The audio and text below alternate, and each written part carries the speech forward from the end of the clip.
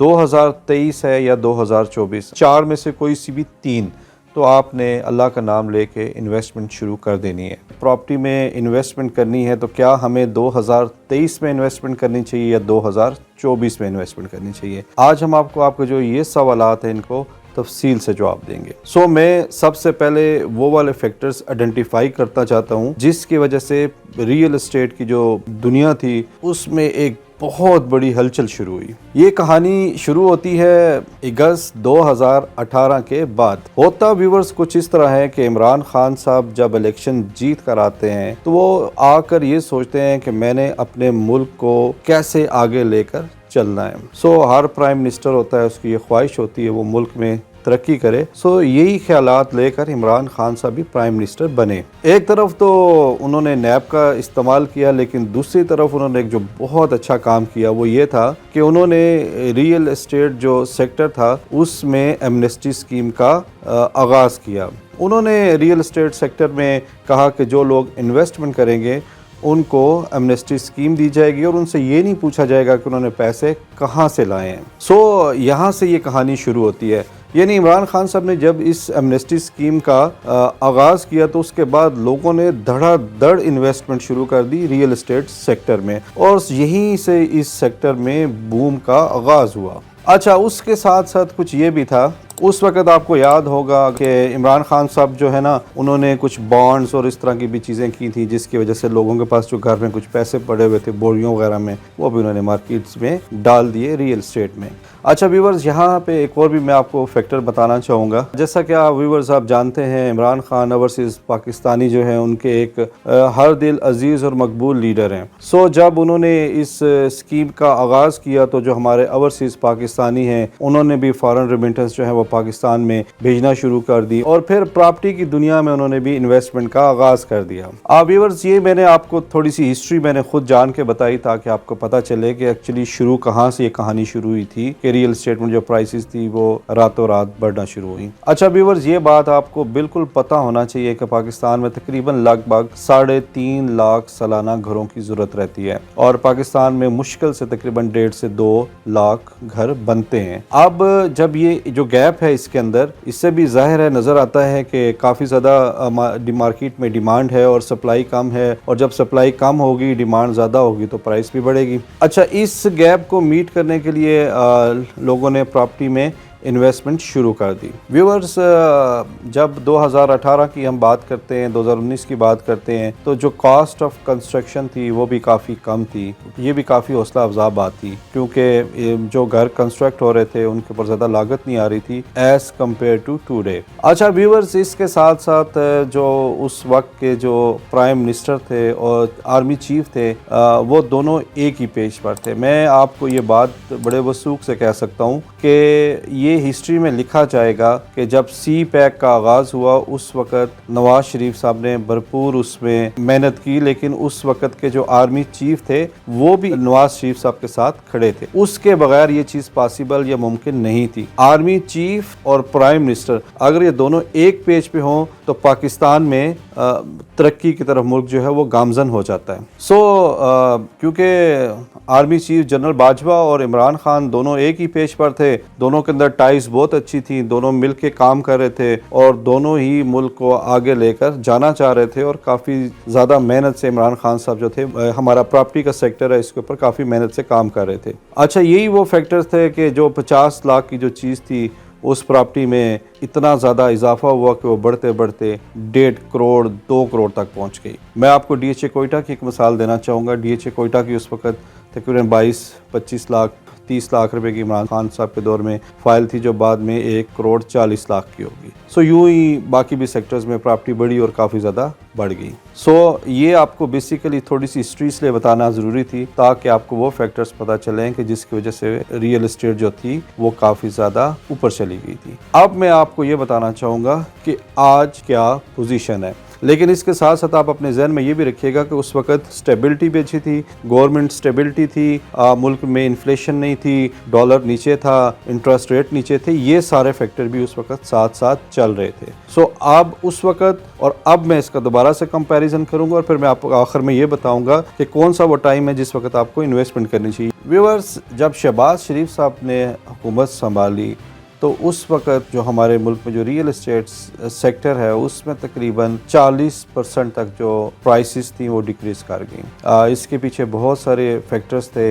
एक तो मीडिया के ऊपर शोर था कि मुल्क डिफ़ॉल्ट कर रहा है, डिफ़ॉल्ट कर रहा है, डिफ़ॉल्ट कर रहा है। सो हमारे ओवरसीज़ जो पाकिस्तानी हैं उन्होंने जो फॉरेन रेमिटेंस भेजते हैं अपने मुल्क में उनमें कमी कर दी और उन्होंने इन्वेस्टमेंट्स करना भी कम कर दी। और हमारे जो लोकल जो ख़रीदार थे या फ़रोख्तकार थे या इन्वेस्टर्स थे उन्होंने भी बाइंग कम कर दी। तो व्यूअर्स, जिस वक्त मुल्क में इस चीज़ का शोर शुरू हुआ कि मुल्क डिफ़ॉल्ट करने जा रहा है तो उस वक्त हुआ इस तरह के लोगों की जो तरजीहात थी वो चेंज होना शुरू हो गई। लोगों ने रियल एस्टेट जो सेक्टर था इसमें इन्वेस्टमेंट करने की बजाय उन्होंने डॉलर्स में इन्वेस्टमेंट शुरू कर दी। उन्होंने प्रॉपर्टी लेने की जगह सोना लेना शुरू कर दिया। उन्होंने प्रॉपर्टी लेने की जगह उन्होंने रियाल लेना शुरू कर दिए। मैं आपको एक बात बताऊंगा तो आपको हंसी आएगी। यानी एक टाइम लोग इतनी ज़्यादा गोल्ड को बाय कर रहे थे, इतनी ज़्यादा उसमें स्पेकुलेशन और मैनिपुलेशन थी कि 8-10 हज़ार 12 हज़ार पे जो दुबई था उससे पाकिस्तान के अंदर रेट ज़्यादा हो गया, लेकिन लोग फिर भी बाइंग कर रहे थे। सो ये जो बाइंग थी इसके पीछे लोगों का जो खौफ या वो जो टेंशन थी उसकी वजह से उन्होंने ये सारे काम शुरू कर दिए। और मैंने जैसे कि बताया कि 40% प्रॉपर्टी गिर गई थी और वो वाकई ही गिर गई थी और उसमें मज़ीद भी अभी तक गिरावट शुरू है, या आप यूँ कह लें कि अभी तक वो प्रॉपर्टी गिर रही है। अब व्यूअर्स, साथ साथ जब ये लोगों ने बहुत सारा डॉलर बाय करना शुरू किया तो मेरे ख्याल में आजकल 270-275 रुपये का डॉलर हो गया। तो इसकी वजह से कास्ट ऑफ प्रोडक्शन जो थी वो भी बढ़ गई। यानी जो सरिया लोग 1.5 लाख 1,20,000 रुपये में ले रहे थे, 2 लाख रुपये में ले रहे थे, अभी 2,90,000 रुपये पे चला गया। तो व्यूअर्स, इस तरह हुआ कि कास्ट ऑफ कंस्ट्रक्शन जब ज़्यादा हाई हुई तो उससे क्या हुआ कि हमारे मुल्क में जो लोअर मिडिल क्लास या मिडिल क्लास है उसकी आबादी काफ़ी ज़्यादा है। तकरीबन 85-87% लोग ये हैं इस क्लास के लोग जो ना लोअर मिडिल क्लास वो लोग बाइंग करते हैं। तो वो फिर उन्होंने बाइंग नहीं कर सके क्योंकि प्राइसेस ज़्यादा हाई हो गई, तो उससे शायद उनकी इस्तेदाद से बाहर भी हो गई, या फिर दूसरे अल्फाज में आप यूँ कह सकते हैं कि मुल्क के हालात ऐसे थे या मंजरनामा ऐसे दिखाया जा रहा था जिसकी वजह से लोगों की तरजीहात बिल्कुल ही दूसरी तरफ चली गई थी। व्यूअर्स, जब इंटरेस्ट रेट 17 या 16-17% होगा तो लोग पैसे जो हैं वो बैंकों में रखेंगे, वो रियल एस्टेट सेक्टर में इन्वेस्टमेंट नहीं करेंगे। व्यूअर्स, जब डॉलर जो है 280 रुपये का या 270 रुपये का होगा तो लोग प्रॉपर्टी नहीं लेंगे बल्कि डॉलर लेना शुरू कर देंगे, लोग गोल्ड लेना शुरू कर देंगे। तो व्यूअर, ये वो फैक्टर्स थे जिसकी वजह से जो लोग थे उन्होंने प्रॉपर्टी में इन्वेस्टमेंट करना कम कर दी। व्यूअर्स, मैंने आपको शुरू में बताया कि पाकिस्तान में कैसे रियल एस्टेट सेक्टर में बूम आया। व्यूअर्स, फिर मैंने आपको ये बताया कि हमारे मुल्क में प्रॉपर्टी की प्राइसेस कैसे कम हो गई। अब मैं आपको ये बताना चाहूँगा कि जो आप काफ़ी देर से सोच भी रहे थे कि क्या आपको 2023 में इन्वेस्टमेंट करनी चाहिए या 2024 में। तो व्यूअर्स, अगर आप रियल एस्टेट में इन्वेस्टमेंट करना चाहते हैं तो उसके लिए मैं आपको कुछ इंडिकेटर्स बताऊँगा। जब ये इंडिकेटर्स पूरे हो जाएं तो आपने उस वक़्त इन्वेस्टमेंट करनी है। बाकी तो मैं आपके हाथ तो नहीं पकड़ सकता, लेकिन बहरहाल जो मुझे चीज़ समझ आती है आप उस तरह अमल करेंगे तो आपका भी फ़ायदा होगा और हमारे पूरी नेशन का फ़ायदा होगा। व्यूअर्स, इसमें आपने नंबर 1 इस बात का ख़ास ख्याल रखना है कि जब गवर्नमेंट के IMF से मुज़ाकरात हो जाएँ, उसमें टर्म एंड कंडीशंस कुछ भी हों, आपने बिल्कुल भी नहीं घबराना। तो जैसे ये IMF के साथ मुज़ाकरात कामयाब हो जाएँ तो ये वो पहली चीज़ होगी जिसके बाद आपने ये सोचना शुरू करना है कि अब टाइम है कि अब रियल एस्टेट में इन्वेस्टमेंट की जाए। व्यूअर्स, दूसरी आपने ये बात देखनी है, जिस वक्त आपने ये देखना है कि मीडिया के ऊपर इस बात का शोर ख़त्म हो गया कि मुल्क डिफ़ॉल्ट कर रहा है, तो उसके बाद आपने बिल्कुल ये सोच लेना है कि अब वो टाइम आना शुरू हो गया है या वो बिल्कुल करीब वक्त है जब आपको इन्वेस्टमेंट करनी चाहिए इस सेक्टर में दोबारा। तो उसकी मेन रीज़न ये है कि जो एंटिसिपेशन है उसकी वजह से डॉलर ऊपर गया, उस एंटिसिपेशन की वजह से रियल एस्टेट की प्राइस नीचे चली गई, उस एंटिसिपेशन की वजह से बहुत सारी चीज़ें जो हैं वो अपनी जो ओरिजिन्स था वहाँ से हट गई। जब ये चीज़ें एंटिसिपेशन ख़त्म हो गई और डिफ़ॉल्ट का नारा ख़त्म होगा मीडिया के ऊपर, तो हमारे ओवरसीज़ पाकिस्तानी और लोकल जो हमारे इन्वेस्टर्स हैं उनकी जो तरजीहात हैं वो दोबारा चेंज हो जाएंगी। वो गोल्ड में, डॉलर्स में और इन चीज़ों में इन्वेस्टमेंट करना कम कर देंगे और उससे एक तो ये होगा कि डॉलर दोबारा नीचे आ जाएगा और गोल्ड की प्राइसेस भी नीचे आ जाएंगी। और दूसरा ये होगा कि रियल एस्टेट सेक्टर जो है उसमें दोबारा से बूम आना शुरू होगा जब वो स्टेबल हो जाएगी। व्यूअर्स, ये जब दो बातें पूरी हो जाएंगी तो आप तीसरी बात क्या है जिसको आपने ज़रूर नोट करना है, वो ये है कि आपने ये देखना है कि पाकिस्तान के जो फॉरेन रिज़र्व्स हैं वो कम से कम 5, 6, 7, 8 बिलियन डॉलर तक पहुंच जाएं। अगर ये 6-7 बिलियन डॉलर के रिज़र्व हमारे पास पड़े होंगे तो ये इस चीज़ की इंडिकेशन दे रही होगी कि अब मुल्क जो है वो दोबारा जो है वो सही ट्रैक पे चल पड़ा है और वो इंशाल्लाह ताला कुछ अरसे में मज़ीद तरक्की करेगा। सो जब मुल्क ओवरऑल तरक्की करेगा तो अगर आप रियल एस्टेट सेक्टर में इन्वेस्टमेंट करेंगे तो उसमें भी काफ़ी गुंजाइश होगी कि आप अच्छे रिटर्न्स ले सकें।